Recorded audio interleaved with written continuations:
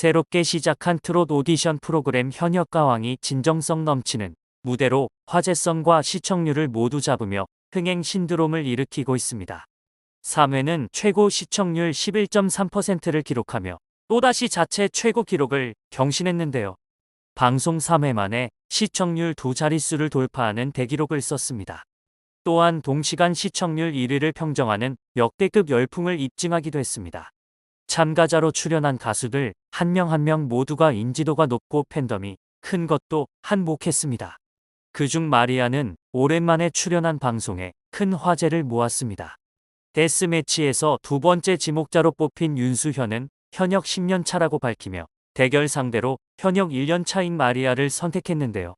윤수현은 지목 이후로 너무 아름다운 외모와 노래 실력까지 다 갖춘 게 셈이 나서 뽑은 거도 있다고 칭찬이자 도발을 했습니다. 이에 마리아는 한일전 내가 가지 마리아라며 센스 넘치는 멘트로 환호를 받았습니다.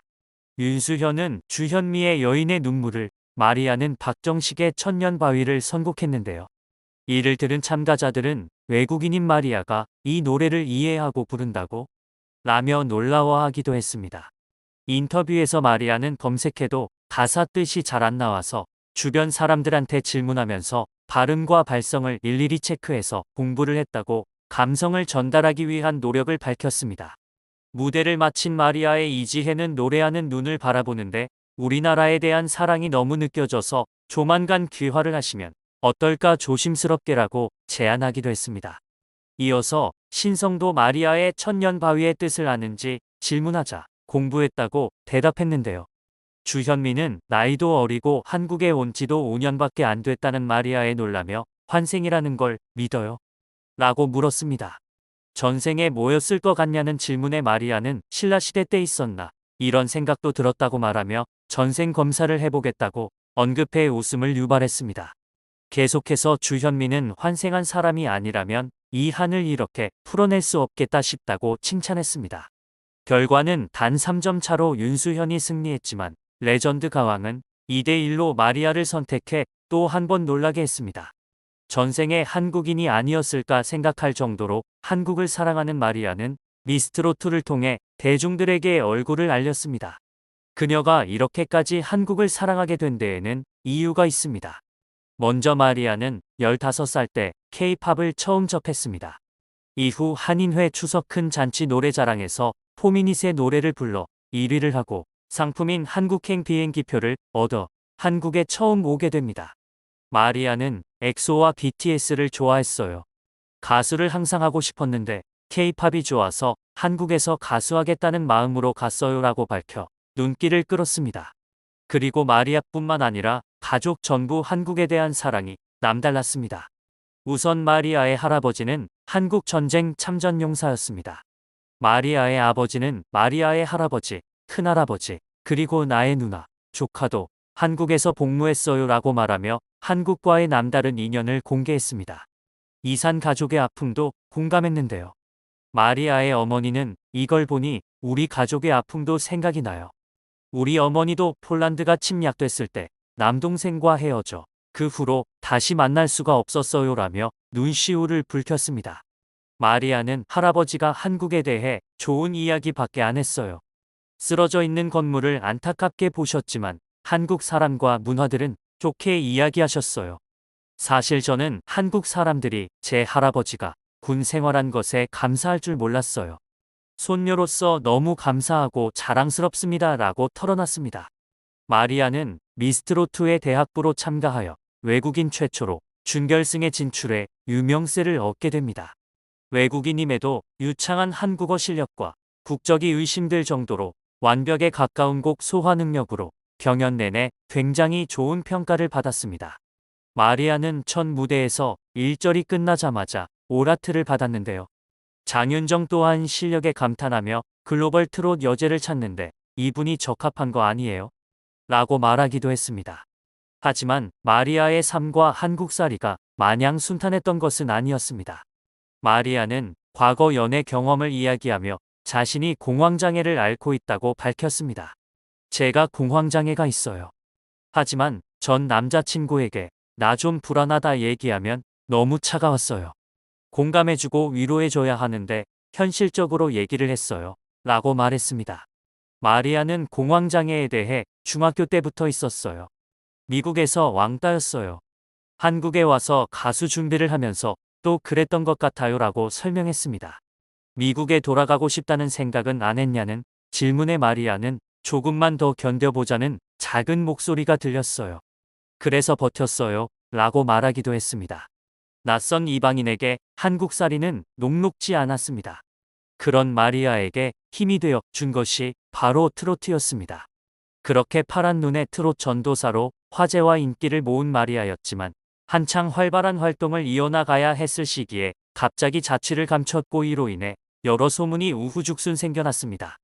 과거 공황장애를 앓았을 만큼 상처를 받았던 마리아였기에 공황장애가 심해지는 등 건강이 안 좋아진 것이 아니냐는 걱정 어린 소문이 돌기도 했는데요. 그러나 실질적으로 마리아의 발목을 붙잡은 것은 다름 아닌 소속사였습니다. 그동안 모습을 감췄던 것 또한 소속사와의 분쟁 때문이었습니다. 마리아가 지난 2022년 2월 소속사에 내용 증명을 발송하면서 갈등이 불거졌습니다. 마리아 측은 소속사와 신뢰관계가 깨졌다 라며 내용 증명을 통해 전속계약 해지를 통고했다고 합니다. 이에 소속사 측은 해지 사유가 발생한 사실이 없다 라고 반발했는데요. 마리아는 개인정보 및 사생활 침해, 모욕적 언사, 통상 수준보다 낮은 행사비 등을 계약 해지 사유로 들었습니다. 마리아 측의 주장을 들어보면 명백히 소속사 쪽에서 잘못한 것으로 보이는데요. 이에 대해 마리아와 소속사 각각의 주장을 한번 보겠습니다. 먼저 마리아 측은 소속사 대표가 몰래 신원불상의 20대 남성 3명에게 주거지 주소와 현관문 비밀번호를 알려주고 주거지에 들어가 청소하게 했다라고 주장했습니다. 이에 소속사 측은 2021년 5월 TV조선 예능 와일드카드스는 남자 촬영을 위해 급히 필요한 조치를 취한 것이라고 반박했는데요. 다른 스케줄로 집을 비운 마리아를 대신해 방송 활동을 지원했을 뿐이라는 것이었습니다. 소속사 측은 촬영을 위해 마리아가 거주 중이던 주거지를 급히 청소 및 정리해야만 했다라고 반박했습니다. 이때 SBS 골때리는 그녀들을 통해 마리아와 친분이 있던 사람과 지인들을 섭외했고 마리아로부터 현관문 비밀번호를 전달받았다고 하는데요. 청소 후에는 마리아에게 비밀번호를 바꿀 것을 권유했다고 합니다. 또한 마리아의 연예 활동을 지원하면서도 사생활을 존중 및 보호하기 위해 일련의 조치를 모두 취했다고 항변했습니다. 그런가 하면 마리아 측은 지난 2022년 2월 소속사 대표가 기존 매니저 A씨를 일방적으로 해고했다며 불만을 제기하기도 했는데요. 동의 없이 소속사 다른 직원에게 주거지 주소 및 연락처를 전달했다고도 덧붙였습니다. 이 일에 대해서는 어떤 이유가 있었던 것일까요? 이에 소속사 측은 이전 매니저는 연예 매니지먼트업에 종사한 적 없는 마리아의 남자친구라고 밝혔습니다. 마리아의 요청에 따라 어쩔 수 없이 매니저 업무를 맡겼으나 매니저는 기본적인 매니저 업무도 제대로 이행하지 못하는 등 역량 부족 및 불성실한 업무 태도를 보였다고 하죠. 아티스트의 연예 활동 지원 업무에 적합하지 않다는 판단하에 계약을 해지했다고 설명했습니다. 이어 새로운 매니저를 선임하면서 기존의 소속사에서 근무 중이던 직원에게 담당 아티스트의 인적 사항을 전달한 것이라고 덧붙였는데요. 아티스트를 위해 열심히 일했는데 범죄자 취급을 하면서 계약 해지를 요구하는 것은 인정할 수 없다며 마리아에게 진정한 사과를 요구했습니다. 결국 남자친구가 매니저였었다라는 사생활까지 거론되게 된 것인데요. 마리아 측은 또한 2021년 8월께 소속사 대표가 편곡자와 통화하던 중 편곡자에게 마리아에 대한 모욕적인 표현을 했다고도 주장했습니다. 이에 소속사 측은 마리아의 귀책으로 인해 발생한 분쟁을 해결하기 위한 과정에서 상대방을 설득하고 작업한 결과물을 마리아의 연예 활동에 활용할 수 있도록 조정하기 위해 다소 과격한 표현을 한 것뿐이라고 말했습니다. 통상 수준보다 행사비를 낮췄다는 마리아 측 주장에 대해서도 소속사는 반박했는데요. 전염병 확산으로 인해 공연 업계의 불황이 이어지고 있는 가운데 소속사 대표는 친분 관계를 통해서라도 마리아의 연예 활동을 지원하고자 했다고 전했습니다. 그 과정에서 적은 비용에 해당할지라도 공연 계약을 체결해 마리아의 무대 경험 및 대중에 대한 인지도 향상에 부단히 노력했다고 덧붙였습니다. 이렇게 각각의 입장을 듣고 보니 양쪽 모두 이해가 되는 상황인데요.